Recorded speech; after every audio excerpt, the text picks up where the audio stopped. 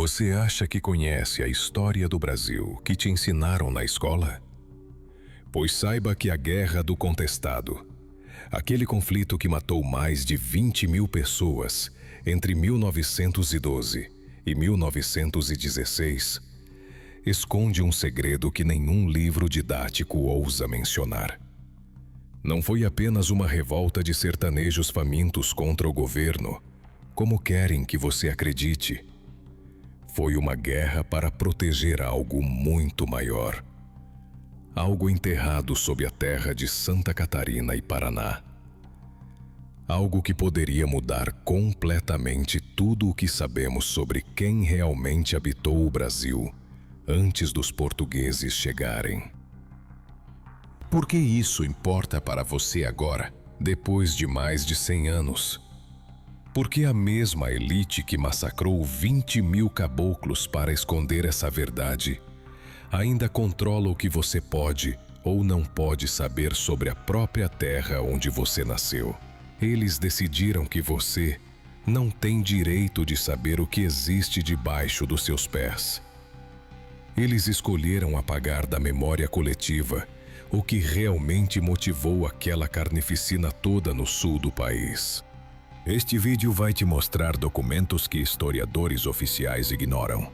Vai te levar até testemunhos que foram enterrados junto com as testemunhas e vai revelar o verdadeiro motivo pelo qual o exército brasileiro usou metralhadoras, canhões e até aviões contra camponeses armados com facões e espingardas velhas. No final, você vai entender por que mais de 100 mil pessoas já sabem dessa verdade e não conseguem mais ficar caladas. Prepare-se, porque o que você vai descobrir nos próximos 60 minutos vai mudar para sempre a forma como você enxerga a história do Brasil. E agora eu quero saber de você. O governo brasileiro esconde segredos sobre o que existe sob a Amazônia e o sul do país? Será que existem ruínas de civilizações perdidas que podem provar que não fomos os primeiros aqui? Escreva sua opinião nos comentários, porque no final deste vídeo você vai ter informações suficientes para formar uma conclusão bem diferente da versão oficial. Vamos começar pelo começo. Ano de 1851. Região do Planalto Catarinense, entre Lages e Curitibanos. As estradas de terra batida serviam de caminho para tropeiros que desciam do Rio Grande do Sul, levando gado e couro para os mercados de São Paulo. A vida ali era dura, seca, fria no inverno e escaldante no verão. Naquele ano chegou à região um homem diferente de tudo que os caboclos já tinham visto. Magro, alto, barba comprida e olhos que pareciam enxergar através das pessoas. Vestia um hábito marrom surrado. Carregava apenas um bastão de madeira e uma sacola de pano nas costas. Não pedia esmola, não exigia nada. Apenas caminhava de povoado em povoado, curando doenças que os médicos da época não sabiam nem nomear. Os moradores começaram a chamá-lo de Monge João Maria. Ninguém sabia de onde ele vinha exatamente. Alguns diziam que era italiano, outros juravam que era francês. Havia quem garantisse que era sírio. O fato concreto é que ele falava português com sotaque carregado, mas conhecia as ervas da região melhor que qualquer curandeiro local. Em poucos meses, a fama do monge se espalhou como fogo em capim seco. Mulheres com febres misteriosas se curavam depois que ele passava a mão na testa delas e murmurava orações em latim. Homens com feridas abertas que apodreciam havia meses viam a carne cicatrizar em dias depois de receberem cataplasmas preparados pelo monge.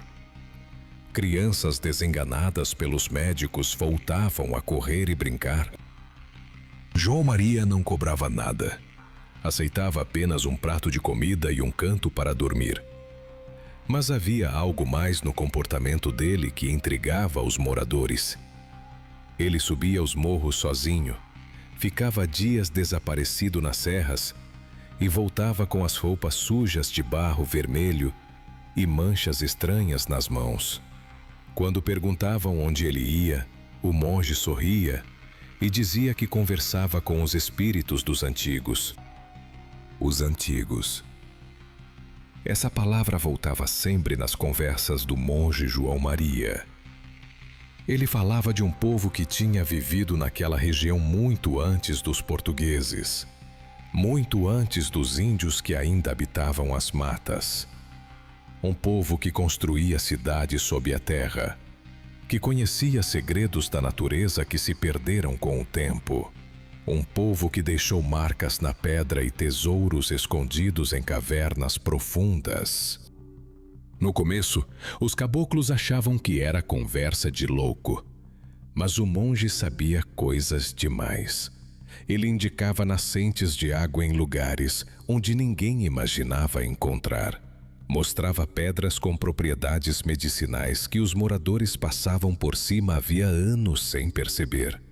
E, principalmente, ele conhecia as cavernas. A região do Contestado é repleta de formações rochosas, grutas e cavernas. Qualquer pessoa que já passou por Lages, Curitibanos, Canoinhas ou Mafras sabe disso. Mas João Maria conhecia cavernas que não apareciam em mapa nenhum. Cavernas onde a entrada estava escondida atrás de vegetação fechada ou disfarçada por pedras que pareciam naturais, mas que, segundo ele, tinham sido colocadas ali de propósito. Em 1852, o monge levou um grupo de 3 homens até uma dessas cavernas. Era perto do que hoje é a cidade de Mafra, na divisa entre Santa Catarina e Paraná.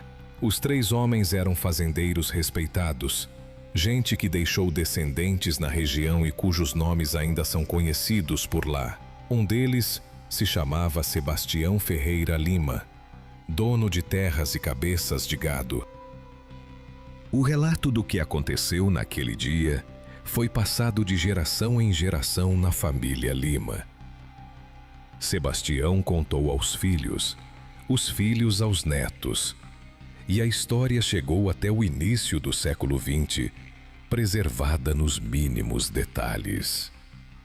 Em 1948, um pesquisador chamado Oswaldo Cabral recolheu esses relatos e tentou publicar, mas o material foi censurado pelo Departamento de Imprensa e Propaganda, que ainda funcionava, mesmo depois do fim do Estado Novo. Segundo o relato de Sebastião Ferreira Lima, o monge João Maria os levou caminhando serra acima por mais de 3 horas. Pararam diante de um paredão de pedra coberto de musgo e samambaias. O monge afastou a vegetação e mostrou o que parecia ser uma fenda natural na rocha. Mas quando entraram, viram que não era natural coisa nenhuma. As paredes da caverna eram lisas demais. Tinham marcas regulares, como se tivessem sido talhadas com ferramentas. O teto era abobadado, seguindo uma curva perfeita que não se vê em formações naturais. E o chão, coberto de terra e detritos acumulados por séculos, escondia algo que fez os 3 homens se benzerem assustados. Quando João Maria acendeu tochas de resina, a luz revelou símbolos gravados nas paredes. Não eram desenhos indígenas. Os 3 fazendeiros conheciam a arte dos caingangues e do xocleng que habitavam a região. Aquilo era diferente.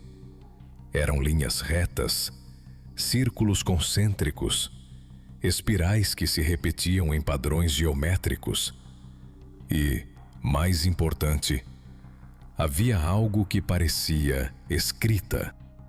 Sebastião Ferreira Lima jurava até o fim da vida que viu letras nas paredes daquela caverna.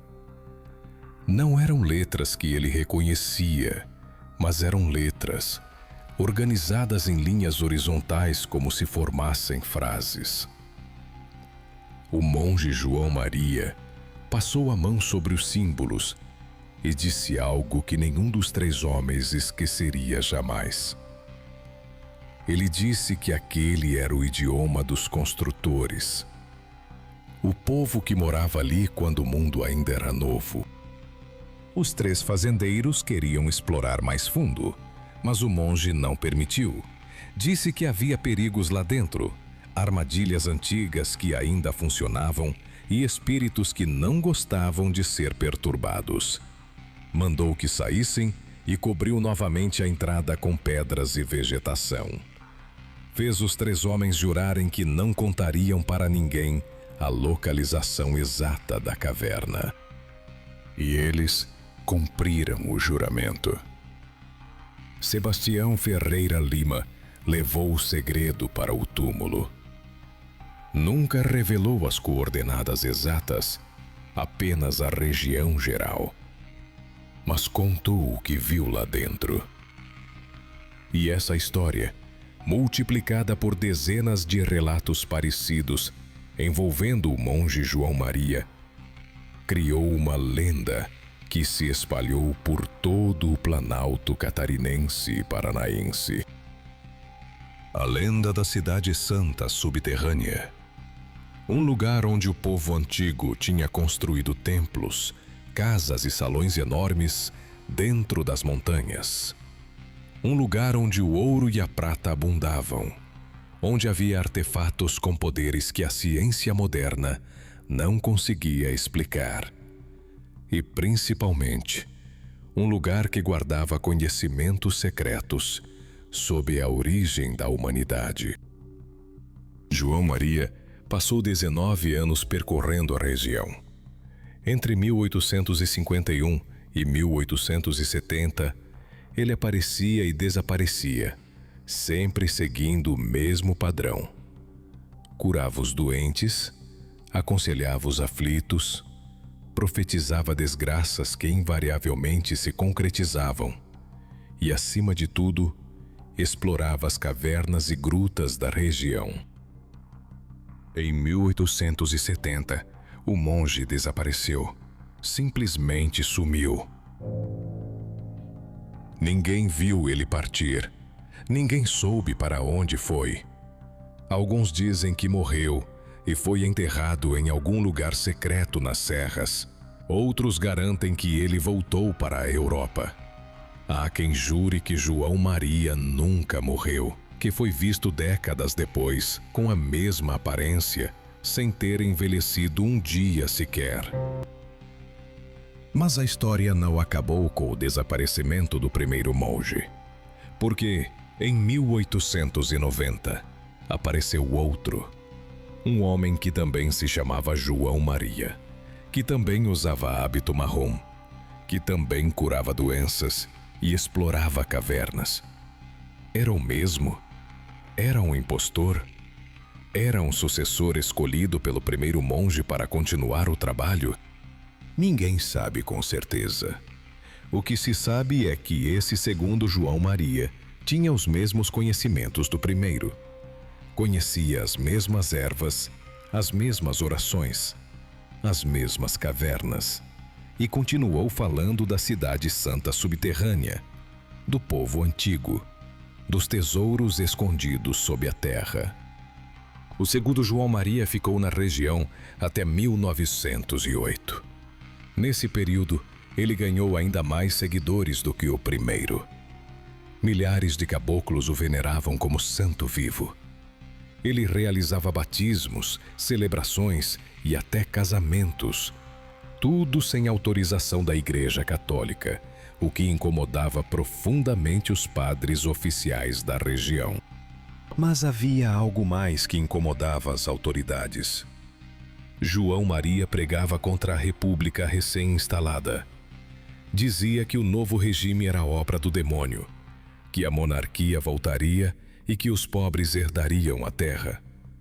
Falava de uma guerra santa que se aproximava, onde os justos venceriam os poderosos e tomariam posse das riquezas escondidas sob o solo.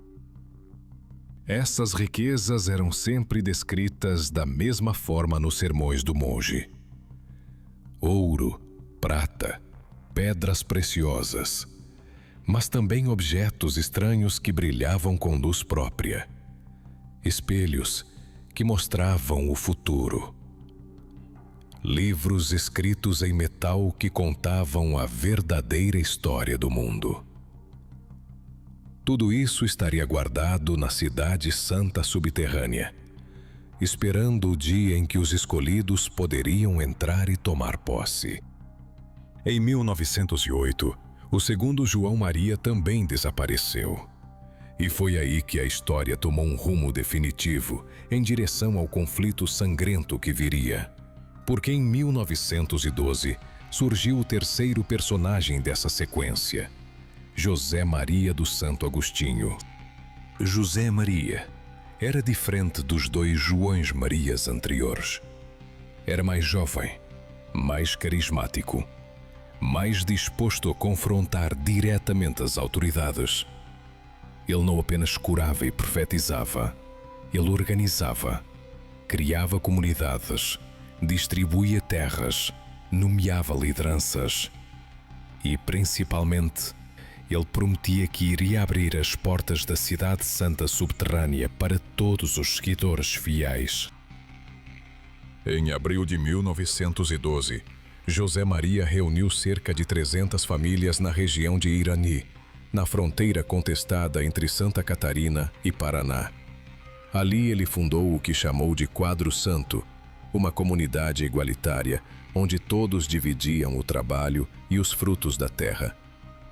Não havia ricos nem pobres, não se obedecia ao governo, não se pagava impostos. Mas o detalhe que poucos mencionam é o seguinte: José Maria ordenou que seus seguidores começassem a escavar, não para plantar, não para construir casas, para procurar entradas. Entradas para a rede de túneis que, segundo ele, se estendia por centenas de quilômetros sob toda a região do contestado. Testemunhas oculares que sobreviveram à guerra confirmam isso. Havia grupos de homens que trabalhavam dia e noite cavando em pontos específicos indicados por José Maria. Eles seguiam mapas que o monge carregava, desenhos em couro de boi que mostravam símbolos e direções. De onde ele tirou esses mapas? Como sabia onde cavar? A versão que circulou entre os próprios seguidores é que José Maria tinha encontrado esses mapas em uma das cavernas. Teria sido guiado até lá por um velho ermita que conheceu em São Paulo. Alguém que, por sua vez, teria recebido as instruções do segundo João Maria antes dele desaparecer. Era uma corrente de conhecimento secreto, passada de mestre para discípulo. O governador do Paraná, Carlos Cavalcante de Albuquerque, soube do que estava acontecendo em Irani e não gostou nada.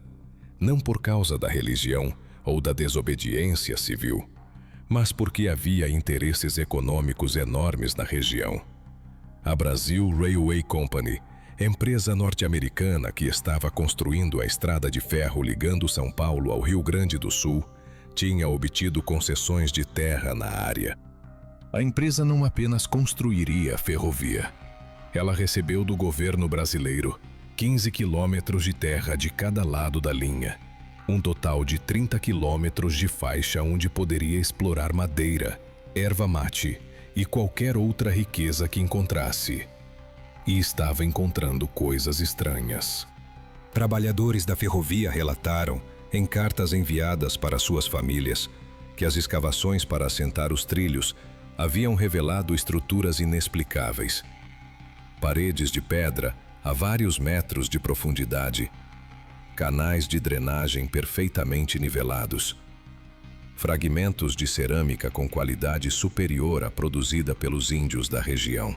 Um engenheiro chamado Thomas Davis escreveu em seu diário que aquilo parecia trabalho de civilização avançada.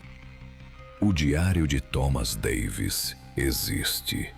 Está guardado nos arquivos da Universidade de São Paulo, doado pela família dele em 1967. Pesquisadores que consultaram o documento confirmam que ele menciona descobertas arqueológicas estranhas. Mas quando tentaram publicar trechos do diário em 1971, o reitor da época bloqueou a iniciativa, alegando falta de rigor científico. Por que bloquear? Por que censurar? Por que esconder um diário de engenheiro que apenas relatava o que via durante a construção de uma ferrovia? A resposta pode estar no que aconteceu em seguida. Em outubro de 1912, o governo do Paraná enviou uma força policial para desalojar José Maria e seus seguidores de Irani. Não mandou negociadores, não tentou acordo. Mandou soldados armados com fuzis modernos, sob comando do coronel João Gualberto Gomes de Sá Filho. No dia 22 de outubro, as tropas atacaram o Quadro Santo. O confronto foi brutal. Morreram 11 soldados e 6 seguidores de José Maria. Entre os mortos estava o próprio coronel João Gualberto e o próprio José Maria. A primeira batalha da Guerra do Contestado terminou com a morte dos 2 líderes de lados opostos. Mas aqui começam as contradições que os historiadores oficiais não conseguem explicar direito. José Maria morreu de tiro. Isso é fato. Testemunhas viram o corpo dele caindo. Mas quando os soldados foram recolher o cadáver para garantir que ele estava realmente morto, encontraram apenas manchas de sangue. O corpo tinha desaparecido. Os seguidores de José Maria afirmam que carregaram o corpo durante a confusão e o enterraram em local secreto. Faz sentido, mas soldados que participaram da batalha juraram que vigiaram a área onde José Maria caiu e não viram ninguém se aproximar. Como um corpo desaparece sob vigilância? O desaparecimento do corpo de José Maria criou a lenda de que ele não tinha morrido, que voltaria ressuscitado para liderar o povo na Guerra Santa final. E foi exatamente isso que manteve o movimento vivo. Sem corpo para provar a morte, sem liderança clara do governo sobre a vitória, os seguidores do monge se reorganizaram e se multiplicaram. Nos meses seguintes, novos líderes surgiram. Homens e mulheres que diziam ter visões de José Maria, que recebiam mensagens dele do além, que sabiam onde ficavam as entradas secretas para a cidade subterrânea. A comunidade, que tinha 300 famílias em Irani, cresceu para 1000 famílias espalhadas em diversos pontos da região. Eles fundaram novos quadros santos: Taquarussu, Caraguatá, Bom Sossego, Santa Maria, pequenas cidades autônomas, onde não entrava a autoridade do governo, onde se vivia segundo as leis do monge. E em todos esses lugares, sem exceção, havia grupos de homens escavando, sempre escavando. O que eles encontraram? Os registros oficiais não dizem nada, mas há cartas, diários e depoimentos de moradores da região que falam de descobertas perturbadoras. Em Taquarussu, teriam encontrado uma câmara subterrânea com paredes de pedra polida e um buraco no centro que descia para a escuridão total. Jogaram pedras e não ouviram o som delas batendo no fundo. Em Caraguatá, os escavadores teriam aberto uma passagem para um túnel horizontal, largo o suficiente para um homem passar em pé. Seguiram por 50 metros até encontrarem uma porta de pedra que não conseguiram abrir. A porta tinha símbolos gravados, os mesmos círculos concêntricos e espirais que o primeiro João Maria mostrara nas cavernas décadas antes.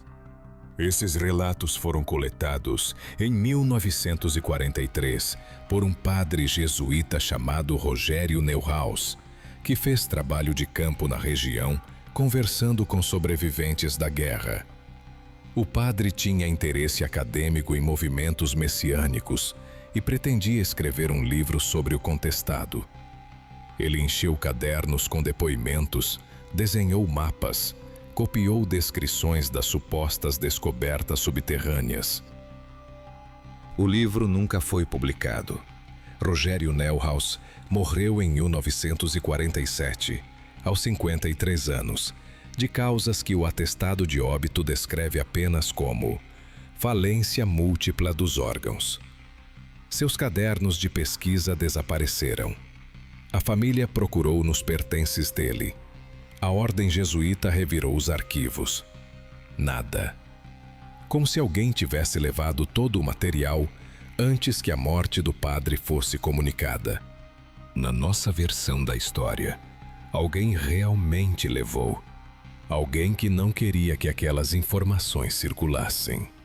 Alguém que tinha interesse em manter enterrado, no sentido literal e figurado, o que realmente aconteceu no contestado entre 1912 e 1916. Vamos voltar à linha do tempo da guerra.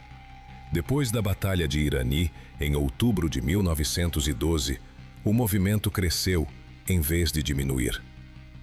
Em 1913, os quadros santos já somavam mais de 5.000 pessoas. Em 1914, eram 10.000. No auge, em 1915, estimativas conservadoras falam em 20.000 pessoas vivendo sob a autoridade dos líderes religiosos do movimento. 20.000 pessoas. Pense nisso. Não estamos falando de um bando de fanáticos isolados. Estamos falando de uma população equivalente a uma cidade de médio porte na época. Gente que abandonou tudo, que largou suas terras, que rompeu com a vida antiga para seguir a promessa da Cidade Santa. O governo federal percebeu que a situação tinha saído do controle. Em 1914, o presidente Hermes da Fonseca autorizou o envio de tropas do exército. Não eram mais polícias estaduais. Era o Exército Nacional, com artilharia, metralhadoras e treinamento militar profissional. Os primeiros confrontos foram desastrosos para os soldados. Os sertanejos conheciam o terreno, usavam táticas de guerrilha, atacavam de surpresa e desapareciam nas matas e nas serras. O exército perdia dezenas de homens em cada emboscada. Os generais ficaram perplexos. Como camponeses analfabetos estavam derrotando tropas treinadas. Mas havia algo mais que deixava os militares inquietos. Prisioneiros capturados falavam de lugares subterrâneos onde os rebeldes se escondiam. Não eram cavernas naturais. Eram construções. Tinham escadas talhadas na rocha, depósitos de alimentos, reservatórios de água e, segundo os prisioneiros, iam muito fundo. Um relatório militar de 1914, assinado pelo general Carlos Frederico de Mesquita, menciona expressamente a existência de instalações subterrâneas de origem desconhecida na região de Taquarussu. O documento está nos arquivos do Exército, catalogado sob o código reservado. Pesquisadores podem consultar, mas não podem fotografar, nem fazer cópias. Por que algo que aconteceu há mais de 100 anos ainda é considerado reservado? O que há nesses relatórios que justifica manter o sigilo depois de tanto tempo? Em 1915, o governo mudou de tática. Nomeou o general Fernando Setembrino de Carvalho como comandante supremo das operações. Setembrino era experiente, tinha combatido em campanhas anteriores e conhecia estratégias de cerco e isolamento. Ele não tentou enfrentar os sertanejos diretamente. Cercou os quadros santos, cortou o abastecimento impediu a entrada de alimentos e munição. A estratégia funcionou. Isolados, famintos, sem como sustentar 20.000 pessoas, os quadros santos começaram a se desintegrar. Famílias inteiras se rendiam. Líderes eram capturados e executados sumariamente. Em agosto de 1916, a guerra terminou oficialmente com a captura do último líder rebelde, Adeodato Ramos. Mas terminou mesmo porque há registros de operações militares na região até 1918. Pequenas tropas do exército patrulhando áreas remotas, explorando serras, entrando em cavernas. O que eles procuravam, se a guerra já tinha acabado? Procuravam o que os rebeldes tinham encontrado. Procuravam as entradas. Procuravam os mapas. Procuravam provas físicas de que a tal cidade subterrânea realmente existia. E encontraram? Sim, encontraram. Em 1917, uma patrulha do exército localizou uma entrada de túnel perto da antiga comunidade de Caraguatá. O túnel estava parcialmente fechado por desmoronamento, mas dava para ver que tinha sido escavado ou construído com técnica. As paredes eram lisas, o chão nivelado, o teto abobadado. Seguia horizontalmente para dentro da montanha. O comandante da patrulha, Tenente Armando Ferreira de Albuquerque, ordenou que 3 soldados entrassem para explorar. Levaram cordas, tochas e armas. Entraram às 8 horas da manhã. Meio-dia, não tinham voltado. O tenente mandou outros 4 soldados entrarem para procurar os 3 primeiros. Esses também não voltaram. Às 3 da tarde, Armando Ferreira tomou a decisão mais sensata possível.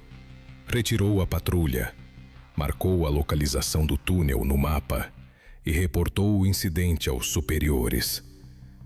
No relatório oficial, ele escreveu que 7 homens desapareceram em acidente de exploração. Não deu mais detalhes. 7 soldados desaparecidos. Até hoje ninguém sabe o que aconteceu com eles. Não foram encontrados corpos. Não houve busca ao Lia. O exército simplesmente comunicou às famílias que os homens tinham morrido em serviço, honra e glória à pátria. Fim da história. Exceto que não foi o fim, porque em 1918 o exército mandou uma expedição maior, dessa vez com engenheiros militares e equipamentos de exploração. A missão era secreta, não apareceu em jornal, não foi mencionada em boletins oficiais, mas aconteceu.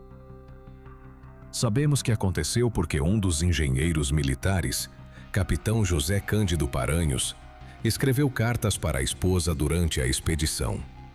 9 cartas no total, escritas entre março e junho de 1918.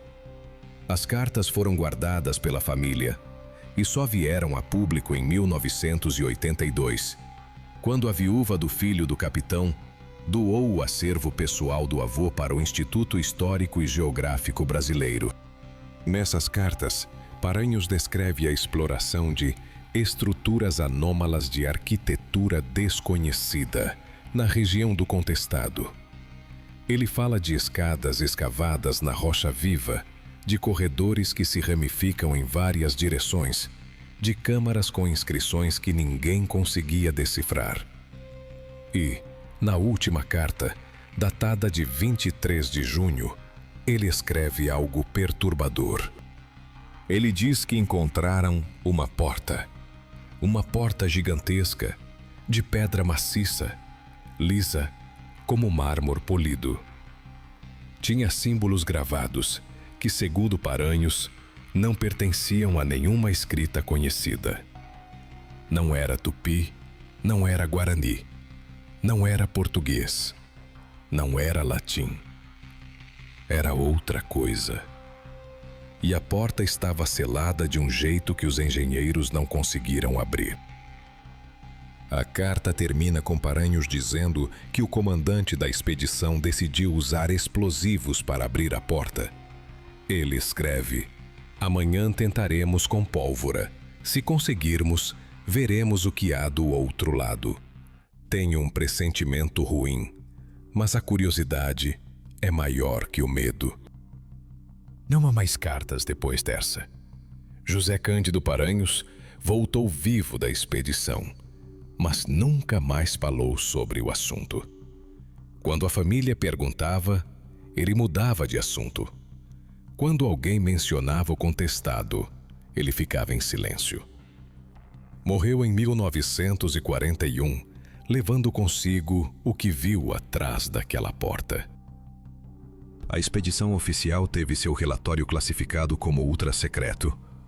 Até hoje não foi desclassificado.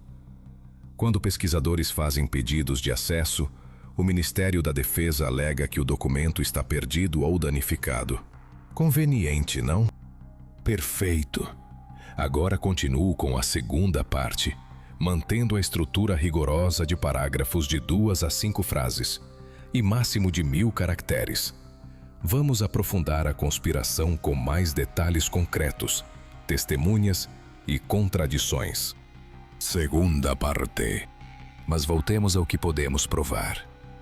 Existem dezenas de testemunhos de moradores da região do contestado que entre os anos 20 e os anos 50 do século XX exploraram cavernas e encontraram evidências de ocupação humana muito antiga. Não estamos falando de lendas vagas.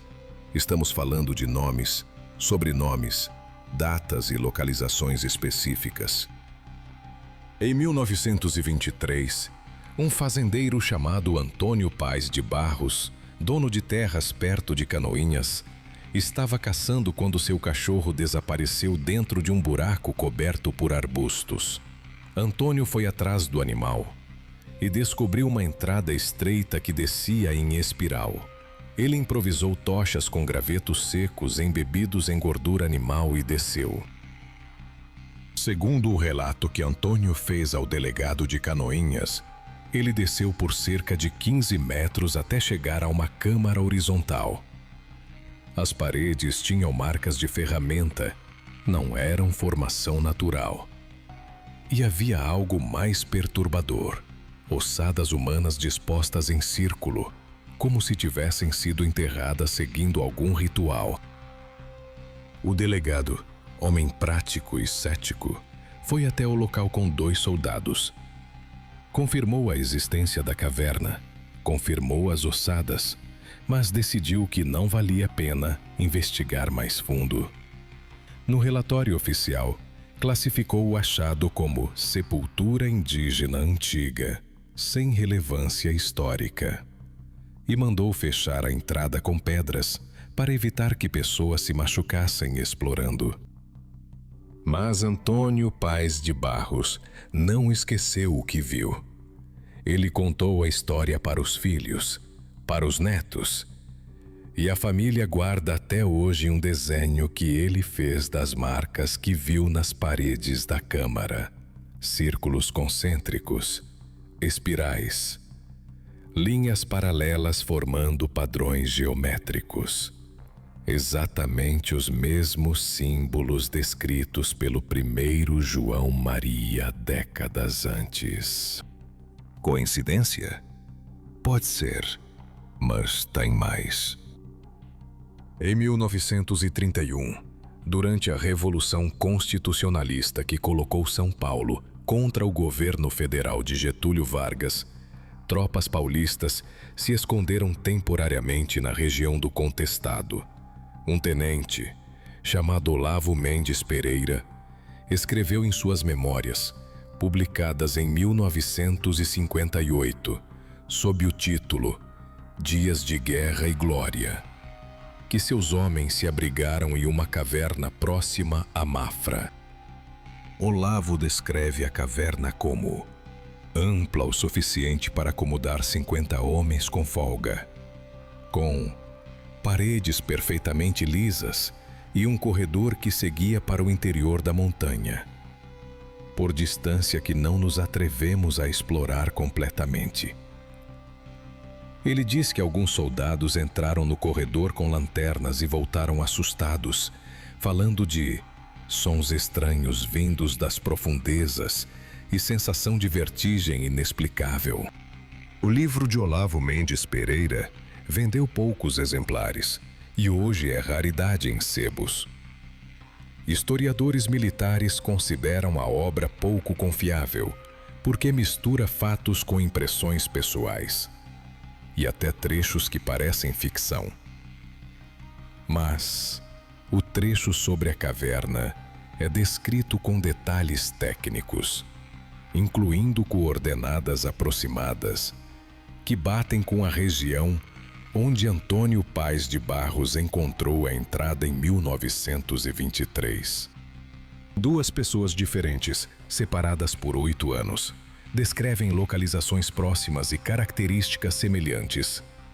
Isso começa a formar um padrão. E o padrão se repete em 1937. Um geólogo chamado Reinaldo Custer, contratado pelo governo de Santa Catarina para fazer mapeamento mineral na região, reportou a existência de anomalias geológicas que sugerem trabalho humano antigo. No relatório técnico, Custer descreve túneis horizontais com ângulos de inclinação que não ocorrem naturalmente, câmaras com tetos abobadados seguindo arcos de círculo perfeitos e vestígios de ferramentas metálicas enferrujadas que ele não conseguiu identificar. O relatório de Reinaldo Custer foi entregue ao Departamento de Minas e Energia de Santa Catarina em março de 1938. Sumiu. Não está nos arquivos, não há cópia conhecida, não há sequer registro de que tenha sido oficialmente recebido. A família do geólogo confirma que ele fez o trabalho e entregou o documento, mas o Estado nega ter recebido qualquer coisa. Como o relatório técnico oficial simplesmente desaparece, papel não evapora, documento arquivado não some sozinho. Alguém tirou aquilo dos arquivos.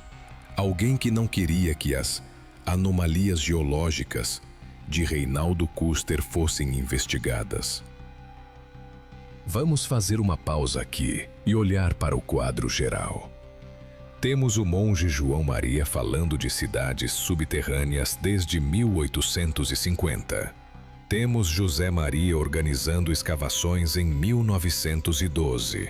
Temos o exército explorando túneis secretamente em 1917 e 18. Temos descobertas civis em 23, 31 e 37. E temos um padrão constante. Evidências aparecem, testemunhas falam, documentos desaparecem. Esse é o padrão clássico de encobrimento institucional. Quando algo ameaça a narrativa oficial, você não precisa matar todo mundo. Basta controlar os documentos, desacreditar as testemunhas, classificar os relatórios como secretos, ou simplesmente perder o material nos arquivos. É eficiente, discreto e funciona por décadas. Mas nem tudo pode ser escondido para sempre. Porque a partir dos anos 40, com a redemocratização pós-Estado Novo, pesquisadores independentes começaram a fazer trabalho de campo na região e encontraram coisas que não dá para negar. Em 1946, um antropólogo chamado Herbert Baldus, alemão naturalizado brasileiro, visitou comunidades remanescentes da Guerra do Contestado, fazendo pesquisa etnográfica.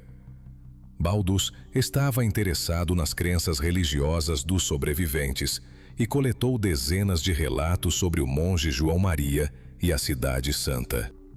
Herbert Baldus publicou seus achados no livro Ensaios de Etnologia Brasileira, lançado em 1947, pela editora da Universidade de São Paulo. No capítulo dedicado ao contestado, ele transcreve depoimentos de velhos que tinham sido seguidores de José Maria quando jovens. E esses depoimentos são surpreendentemente específicos. Uma mulher chamada Maria Rodrigues dos Santos, que em 1946 tinha 82 anos, contou a Baldus que tinha visto com os próprios olhos os homens de José Maria trazendo pedras com escritas das escavações. Ela descreveu as pedras como lisas, do tamanho de tábuas de lavar roupa, com riscos que pareciam letras, mas não eram. Maria disse que José Maria guardava essas pedras em uma tenda separada e passava horas estudando os símbolos. Outro depoimento de um homem chamado João Batista Pereira, então com 79 anos, falava das escavações em Taquarussu. João Batista participou pessoalmente do trabalho e descreveu como cavaram até encontrar uma parede de pedra grande, maior que casa de fazendeiro, enterrada debaixo de 3 metros de terra. Segundo ele, tentaram quebrar a parede, mas não conseguiram. A pedra era dura demais e as ferramentas se quebravam. Herbert Baldus, como bom pesquisador acadêmico, manteve distância nítica dos relatos. Ele não afirma que acredita, apenas registra o que as testemunhas disseram. Mas o fato de um antropólogo sério da USP ter publicado esses depoimentos em livro universitário mostra que a história não era apenas folclore ignorante. Havia substância suficiente para merecer atenção científica. O livro de Baldus foi bem recebido academicamente, mas gerou desconforto em certos círculos. Em 1948, o Serviço do Patrimônio Histórico e Artístico Nacional enviou uma carta formal à USP questionando a responsabilidade científica de publicar relatos fantasiosos sem comprovação. A universidade defendeu Baldus, mas o antropólogo nunca mais voltou à região do contestado para continuar a pesquisa. Por que o ISPAM, órgão responsável por patrimônio histórico, teria interesse em desestimular pesquisa sobre o contestado? Se não há nada lá, se é tudo fantasia, por que se incomodar com um livro acadêmico que pouca gente lê? A menos que houvesse preocupação real de que mais pesquisadores fossem atrás e encontrassem algo que não deveria ser encontrado. E aqui chegamos a um ponto crítico da história. Porque nos anos 50 começaram as primeiras explorações espeleológicas sérias no sul do Brasil. Espeleologia é a ciência que estuda cavernas. E grupos de espeleólogos amadores, que na época não precisavam de autorização governamental para explorar, começaram a mapear as grutas e cavernas da região do contestado. Em 1954, um grupo liderado por Pierre Strinati, espeleólogo francês que estava no Brasil estudando cavernas calcárias, explorou o sistema de grutas perto de Botuverá, Santa Catarina, não muito longe da antiga área de conflito do contestado. Strinati e sua equipe mapearam mais de 15 quilômetros de galerias subterrâneas, um dos maiores sistemas de cavernas conhecidos no sul do país na época. Durante a exploração, eles encontraram algo que não se encaixava na geologia natural. Em uma das galerias profundas, a cerca de 200 metros da entrada, havia uma seção onde as paredes mudavam de textura. Deixavam de ser rugosas e irregulares e ficavam lisas, quase polidas.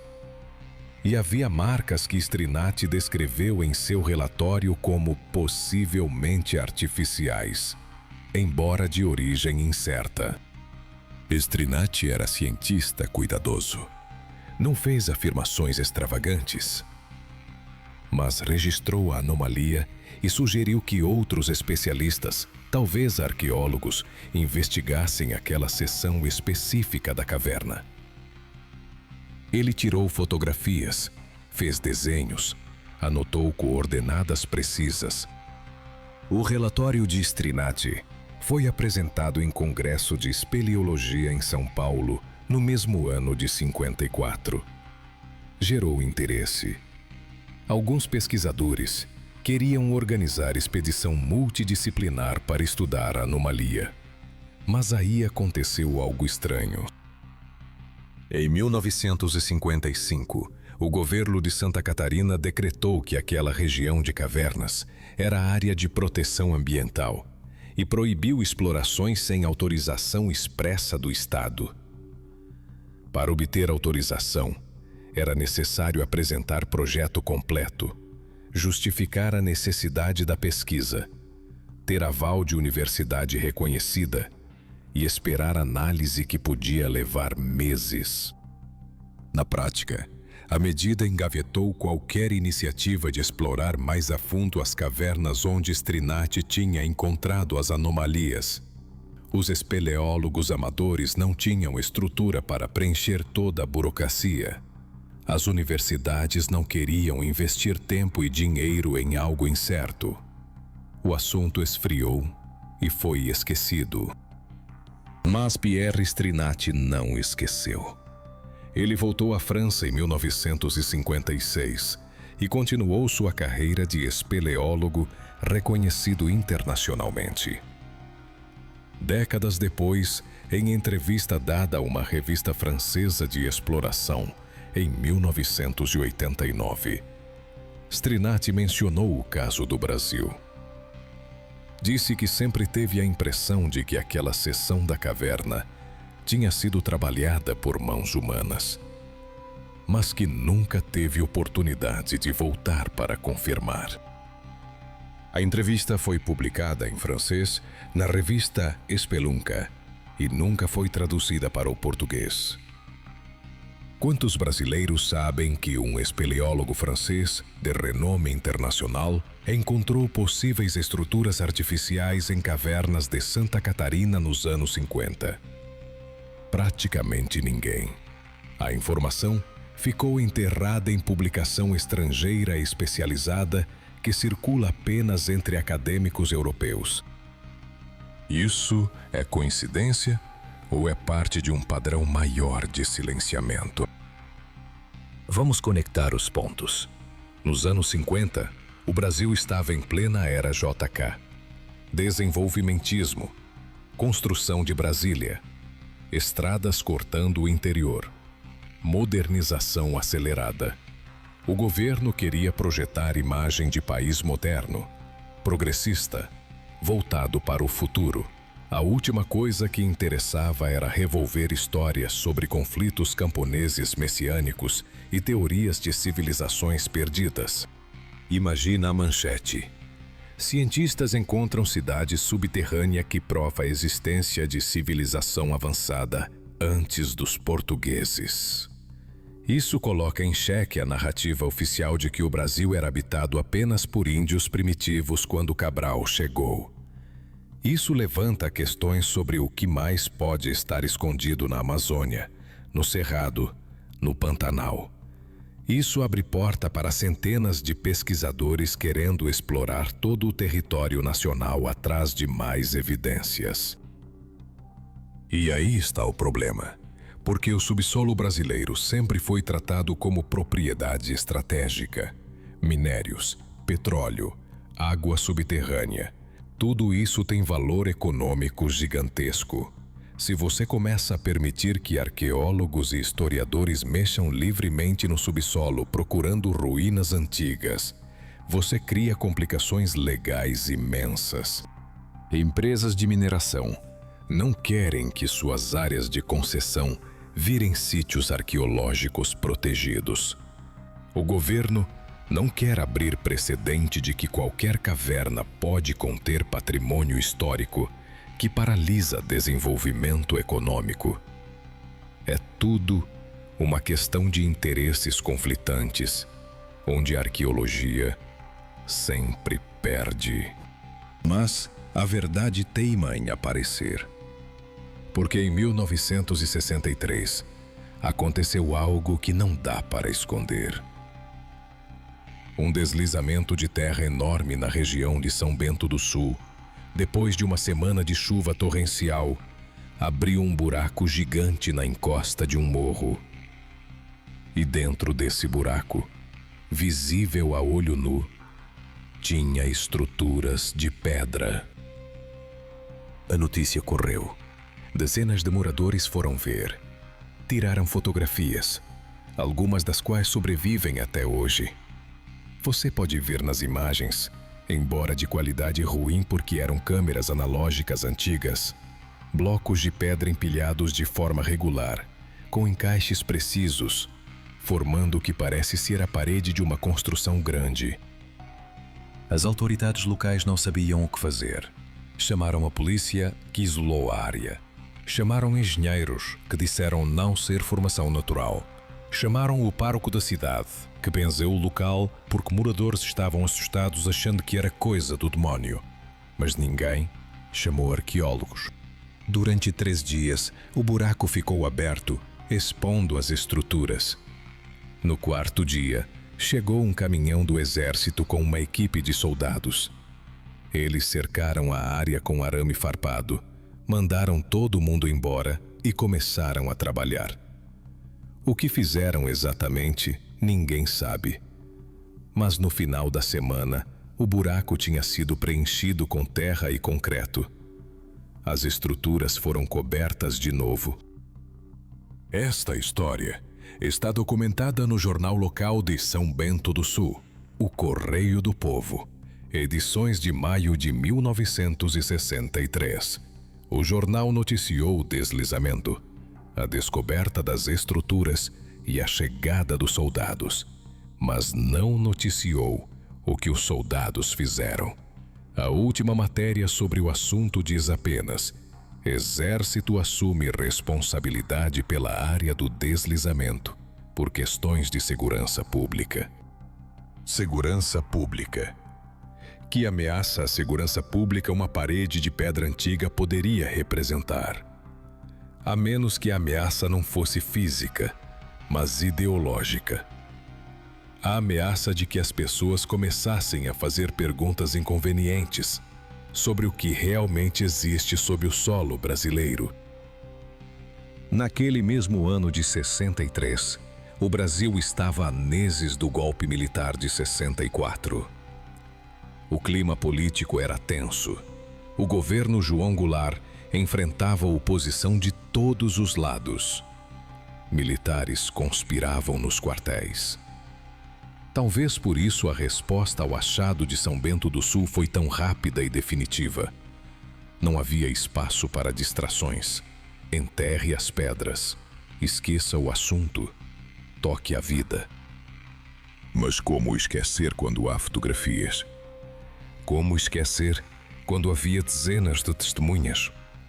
A memória coletiva de São Bento do Sul preservou o episódio. Famílias guardam as fotos antigas, velhos contam para os netos, e a história continua viva, mesmo que não apareça em livro de história oficial. E aqui entra uma pergunta que você precisa se fazer. Quantos casos como esse existem pelo Brasil afora? Quantas descobertas foram tapadas literalmente com terra e concreto? Quantos documentos sumiram? Quantas testemunhas foram ignoradas ou desacreditadas? Porque o que aconteceu no Contestado não é acaso isolado. A Amazônia inteira está revelando segredos que mudam completamente nossa compreensão do passado.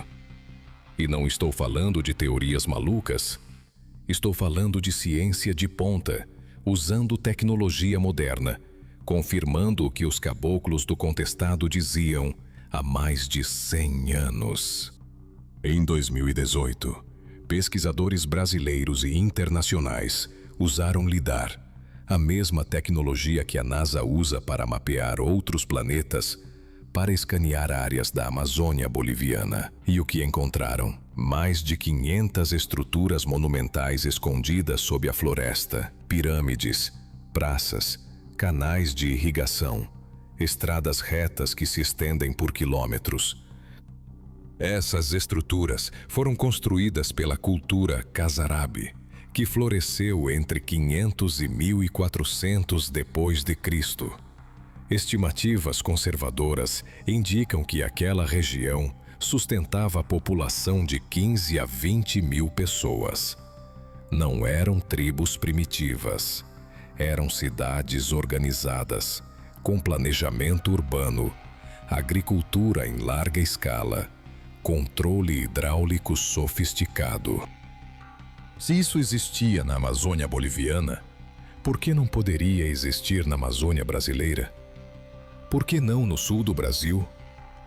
A cultura Khazarabe é apenas uma entre muitas. Arqueólogos estão descobrindo que a visão antiga de uma Amazônia vazia, habitada apenas por pequenas tribos dispersas, é completamente falsa. Havia milhões de pessoas vivendo em cidades complexas. E essas pessoas desapareceram quando os europeus chegaram. Não por magia, por doença. Varíola, sarampo, gripe. Doenças que os europeus trouxeram e que dizimaram até 90% da população nativa em poucas décadas. As cidades foram abandonadas. A floresta cresceu por cima. Em 300 anos, quase todo o rastro visível desapareceu. Mas o que estava embaixo da terra permaneceu. Túneis, câmaras, estruturas de pedra que não apodrecem nem desmoronam facilmente. E foi isso que o monge João Maria conhecia. De alguma forma, ele tinha acesso a conhecimento sobre essas estruturas antigas. Talvez através de mapas que sobreviveram. Talvez através de tradições orais preservadas por comunidades indígenas. Talvez através de exploração pessoal. E esse conhecimento, esse segredo de que havia toda uma civilização perdida sob o solo brasileiro, foi o verdadeiro motivo da Guerra do Contestado. Não foi sobre terra ou religião. Foi sobre o que poderia ser encontrado debaixo da terra. Foi sobre controlar o acesso a esse conhecimento antes que ele se espalhasse demais. Pense bem, 20 mil pessoas morreram. O governo federal mobilizou milhares de soldados, usou aviões de combate, gastou recursos enormes em uma época em que o Brasil era país pobre. Tudo isso para esmagar camponeses pobres que não representavam ameaça militar real? Não faz sentido, a menos que houvesse algo mais em jogo. E havia o medo de que os seguidores do monge encontrassem e abrissem numa das câmaras subterrâneas.